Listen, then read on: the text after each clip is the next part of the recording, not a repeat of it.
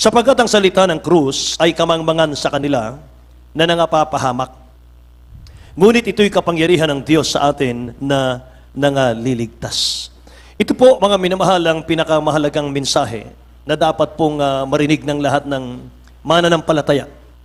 Lahat ng tao, mga minamahal, kinakailangan natin mapakinggan ito. Marami po kasing tao, mga kapatid, hindi nila naintindihan, hindi nila maunawaan, mga minamahal, ang meaning ng cross. Hindi nila alam ang power ng cross. Amen. Kung wala pong mga minamahal cross na kung saan napako ang ating tagapagligtas, ay wala tayong kaligtasan ngayon. Amen. Praise the Lord. Alam niyo, mga minamahal, nagsimula po ang kasalanan ng tao sapagkat lahat ay nagkasala.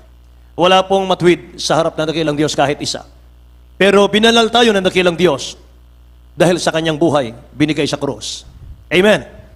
Nagkaroon tayo ng pagkakataon, mga minamahal, na angkinin, tanggapin ang biyaya ng kaligtasan ng mahal na Panginoon, mga minamahal, dahil po sa kanyang habag, mga kapatid ko, sa kanyang pag-ibig sa atin.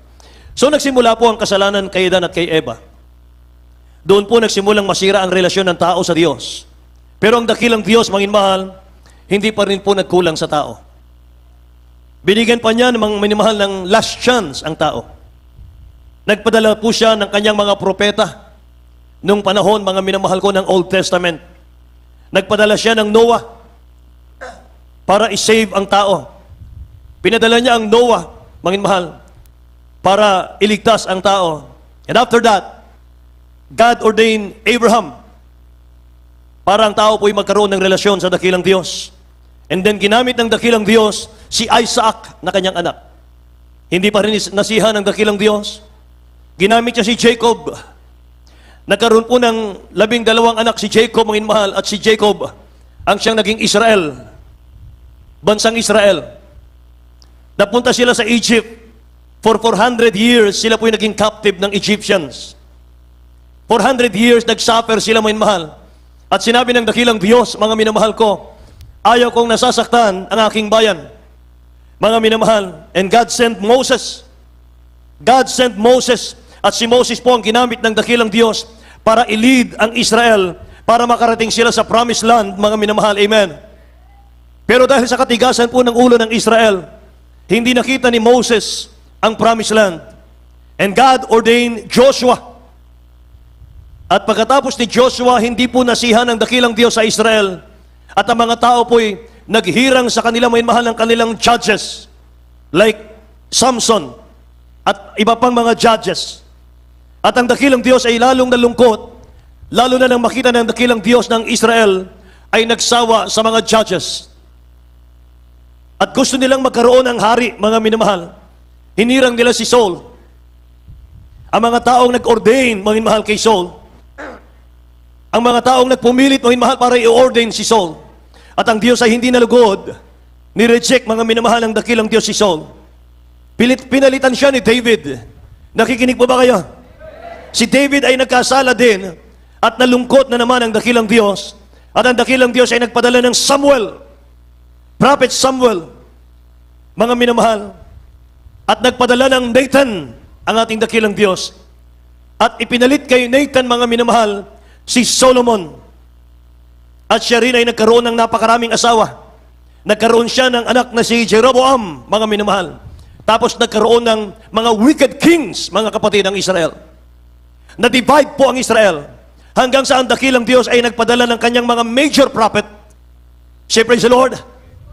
After ng major prophet, may mahal, nagpadala siya ng mga minor prophet. After all, nagsalita ang dakilang Diyos sa panahon ni Isaiah. Ang sabi ng dakilang Diyos, ako na mismo ang magliligtas sa tao. Amen? Ako na mismo ang bababa para iligtas ang tao. Kaya ang sabi po na Isaiah chapter 9 verse 6, mga mahal, sapagkat sa atin ipinanganak ang isang bata, sa atin ibinigay ang isang anak na lalaki, at ang pamamahala ay maatang sa kanyang balikat, at ang kanyang pangalan ay tatawaging kamangha-mangha, tagapayo, makapangyarihang Diyos, walang hanggang Ama, Pangulo ng kapayapaan. Amen? And His name is Jesus. He shall save His people from their sins. Hallelujah. So hindi na kailangan tayo po mag-offer ng mga animal sacrifices. Siya na po ang umako ng lahat. Say amen. Binigay niya yung kanyang buhay, mga mahal, sa cross. At basahin natin, mga mahal, sa Tagalog. Sabi ng 1 Timothy chapter 3 verse 16, and without controversy, great is the mystery of godliness. God, the only one God, was manifest in the flesh, justified in the spirit, seen of angels, preached unto the Gentiles, believe on in the world, receive up into glory. Tingnan natin, minamahal, sa Tagalog. Ay 1 Timothy chapter 3 verse 16. Sa aklat ng unang Timoteo, kapitulo 3, versikulo 16. At walang pagtatalo, dakila ang hiwaga ng kabanalan. Yaong nahayag sa laman, pinapaging banal sa espiritu, nakita ng mga anghel, ipinangaral sa mga bansa, sinampalatayanan sa sanglibutan, tinanggap sa itaas sa kaluluhatian. Amen. Lahat magsabing praise the Lord, mga minamahal.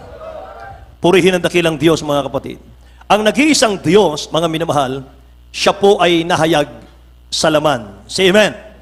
Nag-iisang Diyos, mga kapatid. Wala nang ibang Diyos, walang ibinigay sa silong ng langit. Wala pong ibinigay sa silong ng langit na sukat nating ikaligtas, kundi sa pangalan po ng ating pinakamamahal na Panginoon Kristo. Amen? Praise the Lord. At kung malalaman mo, mga minamahal, kung malalaman mo, mga kapatid, gaano kalawak, gaano kaluwang, gaano kalalim, gaano, mga minamahal, ang pag-ibig ng dakilang Diyos sa ating lahat, mga kapatid ko. Kulang pa ang 5 oras na pagsamba ngayong linggo para pasalamatan mo siya. Amen? Purihin ang dakilang Diyos. Ang dakilang Diyos daw ay espiritu, hindi nakikita, nag-manifest in the flesh. Siya mismo ang bumaba para tayo po'y iligtas at patawarin sa ating mga kasalanan. And that is the message of the cross. Amen? At yun ang mensahe, mga mahal, ng cross. Pero sa iba, hindi po sila naniniwala sa cross. Hindi mahalaga sa kanila, mga mahal, ang cross. Kaya nga kung mapansin mo, ang mga tao po, mga mahal, na hindi nakakaunawa sa kahalagahan ng cross, isinasabit nila yung cross sa dibdib, purseras, sa paa, sa tenga. Amen ba? Pero mga minamahal, sabi ng ating key verse, for the preaching of the cross is to them that perish foolishness. Kapag nanatili kang, mga minamahal, hindi pinaniwalaan, mga mahal, ang kamatayan ng Diyos para sa iyo, mga mahal, kapahamakan ang naghintay. Amen. But unto us, ang sabi ng Bible, which are saved, it is the power of God. Mahalaga sa atin ito. Wala nang pinakamahalaga sa atin, mga mahal, kundi ito, mga kapatid. Amen. Hallelujah. Kaya every time na may darating sa atin, mga mahal, galing sa ibang mga outreach, mga kapatid, para samahan tayo sa pagsamba rito, ako'y tuwan-tuwa, ako'y galak na galak. Mga mahal, dahil nakikita ko na hindi nyo binabaliwala, mga mahal, ang kaligtasan. Na napakahalaga sa inyo, mga mahal, ng kaligtasan. Amen? Hallelujah. Ang cross of Calvary, ito po'y prophesied 700 years before the coming of Messiah. 700 years bago mangyari ang kahirapan at kamatayan ng ating mahal na Panginoong Jesus sa cross. Dati nang inihula sa Old Testament yan. Imagine, 700 years before na siya'y naghirap at namatay. Binabaliwan na ng mga tao ito, mga mahal, dahil they don't have knowledge about God. Hindi nila naintindihan. Hindi nila alam ang kahulugan, kahalagahan po ng kahirapan ng dakilang Diyos. Ang message of the cross ay nagpapaalala po sa kabutihan at pag-ibig ng dakilang Diyos sa ating lahat. Say amen. May mahal, tunghayan natin, mga kapatid, kung paano po na pinahirapan ng dakilang Diyos natin. At ito po'y may kaugnayan sa ating pong church ngayon. May kaugnayan sa ating pong paglilingkod sa dakilang Diyos ngayon. Focus, mga mahal. Matthew chapter 27, verse 27 hanggang 36 po tayo. Ihanda natin sa Tagalog. Sabi rito, mga mahal, Matthew chapter 27, verse 27 hanggang 36. Then the soldiers of the governor took Jesus in the common hall and gathered unto him the whole band of soldiers. And they stripped him and put on him a scarlet robe. And when they had planted a crown of thorn, they put it upon his head and a reed in his right hand. And they bowed the knees before him and mocked him, saying, Hail, King of the Jews! And they spit upon him and took the reed and smote him on the head. And after that, they had mocked him. They took the robe off from him and put his own raiment on him and led him away to crucify him. And they came out, Simon by name, him they compelled to bear his cross. And they were come unto a place called Golgotha, that is to say, a place of skull. They gave him vinegar to drink, mingled with gall, and when he had tasted it thereof, he would not drink. He would not drink. And they crucified him and parted his garments, casting lots, and it might be fulfilled which was spoken by the prophet. They parted my garments, and among them, and upon my vesture, did they cast lots, and sitting down, they watched him there. Bakit mo mahal, binibigyan ko ng diin yung they? Natin yung sarili natin sa bundok ng Golgotha ngayon. Imagine natin, mahal, tayo po'y nasa bundok ng Golgotha ngayon. And Matthew used the word they 28 times. Kaya binibigyan diin ko yung they sapagkat 28 times na binanggit, mahal, sa Matthew. Kailangan nating malaman kung sino-sino yung mga taong tinutukoy ni Matthew na they sa ating panahon. Amen ba? So basahin muna natin sa Tagalog, minamahal. Matthew.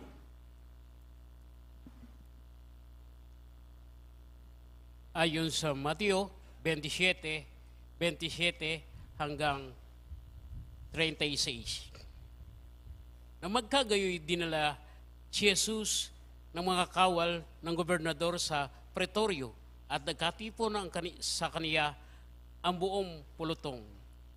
At siya'y kanilang hinubdan at dinabtan siya ng isang balabal na kulay ube. At sila'y nangakama-kama ng isang putong ng tinik at ipinutong sa kanyang ulo at inilagay sa kanyang kamay niya ang isang tambo at sila'y nagsiluhod sa harap niya at siya'y sa kanilang nilibak na nagsasabi, Magalak, hari ng Hudyo. At siya'y kanilang niluruan at kinuha nila ang tambo at sinaktan siya sa ulo. Nang siya'y kanilang nalibak at hinubdan nila siya ng balabal at isinuot sa kanya ang kanyang mga damit at kanilang inilabas ang damit at kanilang inilabas siya sa upang ipako sa krus. At paglabas nila ay kanilang nasa lubong ang isang taong taga Sirene na ang pangalay Simon. Ito'y kanilang pinilit na sumama sa kanya upang pasanin niya ang kanyang krus. At nang sila'y magsirating sa isang dakong tinatawag na Golgotha, sa mga tuy bagay ang dako ng bungo. At ipinainom nila siya ng alak na may kahalong apdo at nang kanya'y natikman at ayaw niyang inumin. At nang siya'y kanilang maipako sa krus, sa kanilang binahagi ang kanyang mga damit at kanilang pinagsapalaran. At sila'y nangagsiupo at binantayan siya roon. 37. At iniligay nila sa kanyang ulunan ang pamagat na sa kanya na nagsusulat, ito ay si Jesus, ang hari ng mga Hudyo. Amen. Amen. Lahat magsabing praise the Lord, mahal. Purihin ang dakilang Diyos. Siguro kung tayo po ay isa sa nandun, mahal, sa ilalim ng cross ng dakilang Diyos, makikita natin kung gaano kalupit, mahal, ang ginawa ng mga tao sa ating dakilang Diyos. Sabi sa 29, when they had plaited a crown of thorn, they put it upon his head. Pinitungan siya ng koronang tinik. Ang sabi ng ating beloved honorable pastor, Mayin Mahal, yung koronang tinik, pagsaksak sa kanyang ulo, lumagpas, umabot sa mata, sa isang mata, at yung mata niya ay lumuwa.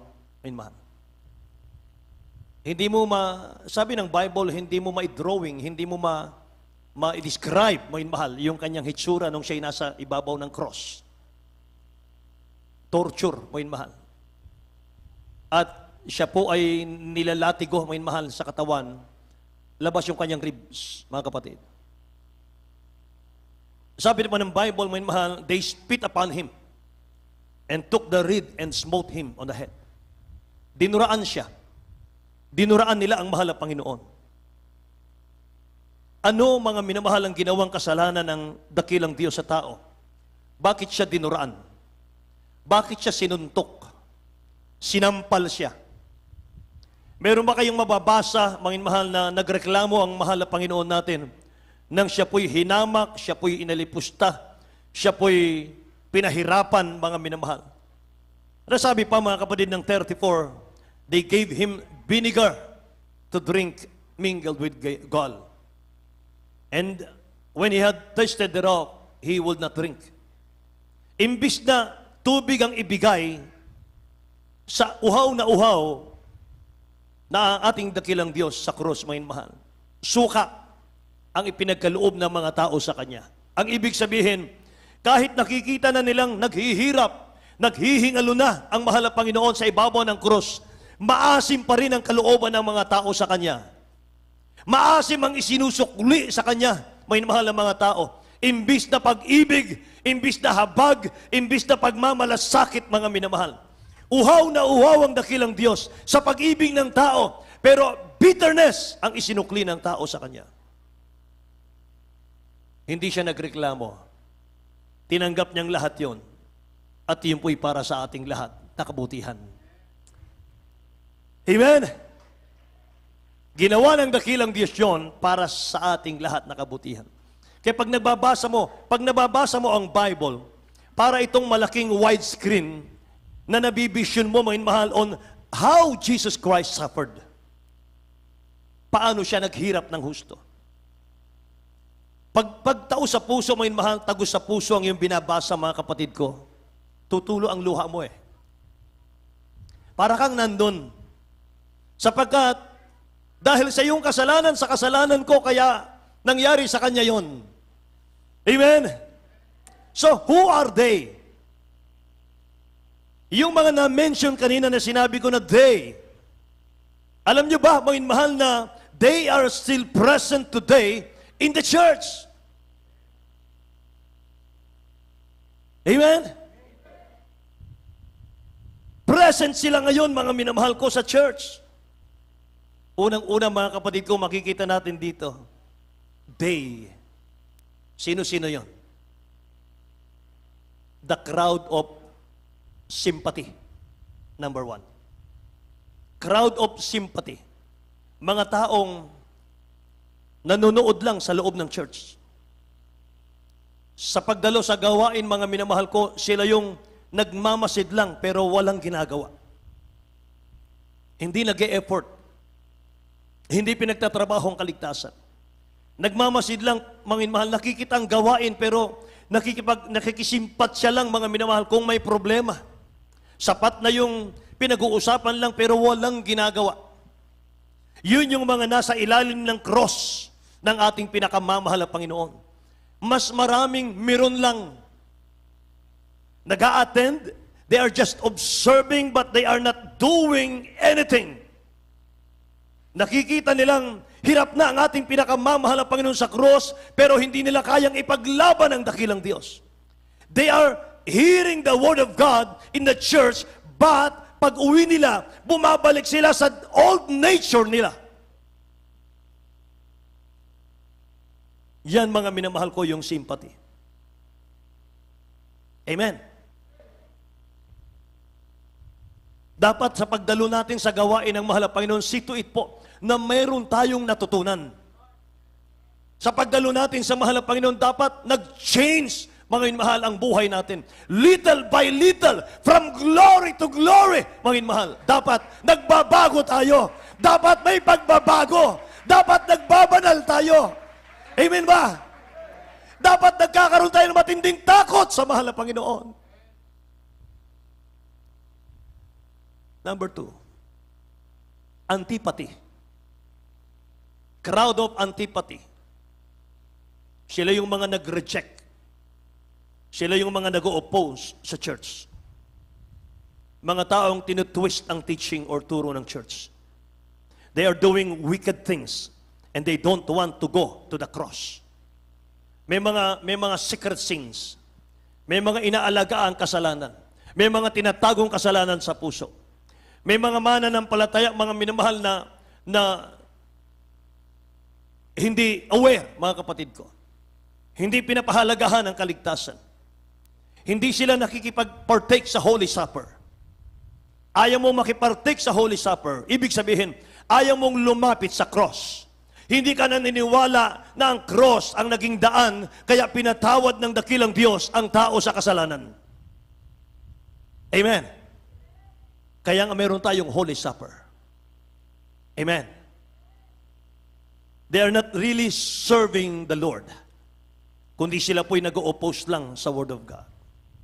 Number 3, apathy. Apathy. Kawalang interes. Ito yung mga taong deadma lang. Walang pakialam. Basta sapat na yung dumadalo lang. Kapag may event lang sa church, saka lang dumadalo. Merong ganun. Amen ba?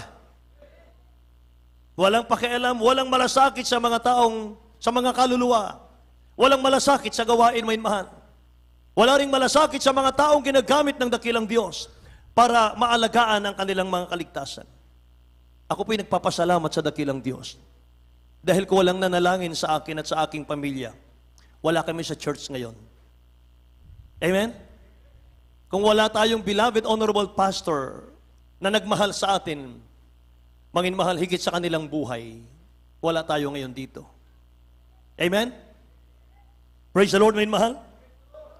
Purihin ang dakilang Diyos, mga kapatid. Alam nyo, mangin mahal, ang mga manggagawa, mga kapatid, ang mga mangangaral, hindi natin alam, mangin mahal, yung kanilang history. Hindi natin alam yung kanilang pinagdaanan, bakit umabot sila ng 30 years, 40 years sa pangangaral. Mabigat, mangin mahal. Kahit umulan, umaraw, mangin mahal, tuloy ang kanilang duty. Ulanin, arawin, may blessing o wala, may pagkain o wala, tuloy, mangin mahal, ang duty sa church. Walang reklamo, mangin mahal. Amen. Bakit? Ang layunin, mangin mahal, kaya tayo gumagawa, nangangaral ebanghelyo, para sa langit. Doon lang, mangin mahal, sapat na. Amen ba? Kaya sa panahon ng cross ng ating dakilang Diyos, marami din ang walang concern, mangin mahal. Wala silang, sino ba yan? Sino ba yung pinapako sa cross na yan? Mangin mahal. Ayan daw si Jesus. Ay, magnanakaw yan. Masamang tao yan. Kasi sa Israel, mangin mahal, lahat ng pinapako sa krus, mga kapatid, walang kwentang tao. At doon po'y tinulad ng ating mahal na Panginoon. Kahit siya'y walang kasalanan. Amen. Sino yung pinapakong yan? Si Jesus daw. Naku, kasalanan yan. Ganon ang mga tao, mga minamahal. Maghanap ka ng mali, mga mahal, makakita ka ng mali. Kaya nga sabi ng Bible, looking unto Jesus. He's the author and the finisher of our faith. Tingin lang sa kanyang minamahal, tingin lang. Mahina ang tao, huwag mong tingnan ng tao. Huwag mong tingnan, minamahal. Tumingin ka lang sa mga pangako ng dakilang Diyos. Amen? Praise the Lord. Mayin mahal, langit naghintay sa atin. Yung langit, mayin mahal, wala nang problema ron. Wala nang hinagpis, wala nang kamatayan doon. Wala nang kahirapan, wala nang ayuno ron, mayin mahal. Wala nang problema, wala nang deadlines. Wala na mga mahal, mga bayarin, buwan-buwan. Wala na. At ang kamatayan ng banal, rest. Pahinga natin yan. Amen? Precious in the sight of the Lord is the death of His saints. Precious pala eh. Kaya kung tatanungin mo yung mahal ang Panginoon, lahat tayo kukunin niya na eh. Tuwan-tuwa siya ron. Pero bakit nandito pa tayo? Meron pa tayong misyon. Meron pa tayong gagawin. Mangangaral pa tayo ng Ebanghelyo. Amen? Ang manampalataya, may mahal, mabautismuhan ay maligtas. Pero hindi sa sampalataya, may mahal, mapahamak sa dagat-dagatang apoy. Amen?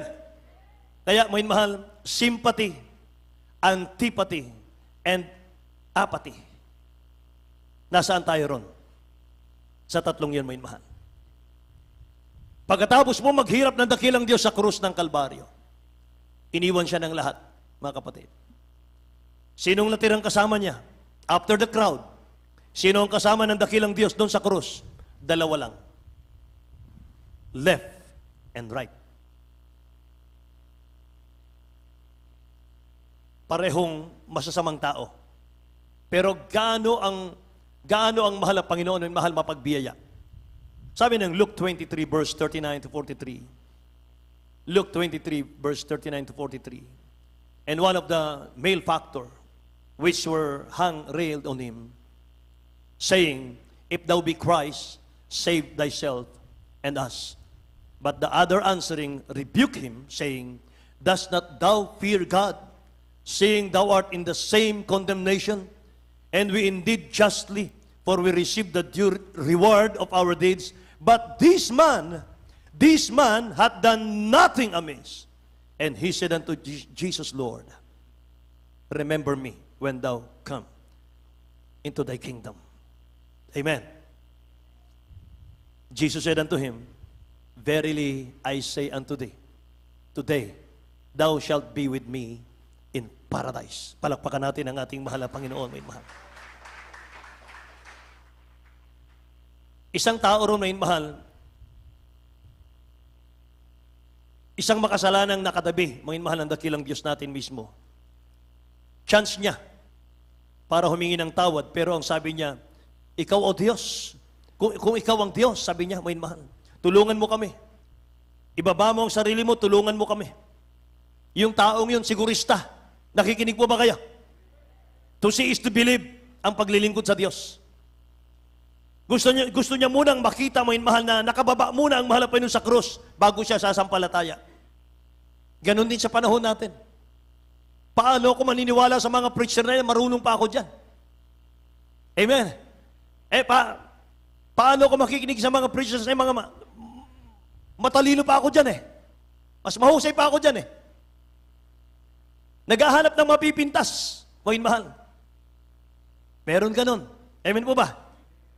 At mayroong iba, may mahal, dadalo lang ako dyan kapag wala ng katitisuran. Hindi po natin maalis ang katitisuran. Nandiyan yan, may mahal, sa iyong harapan lagi. Amen. Para malaman ng dakilang Diyos kung watchful tayo. Amen ba? Kung tinitingnan mo yung nilalakaran mo. Amen? May mahal.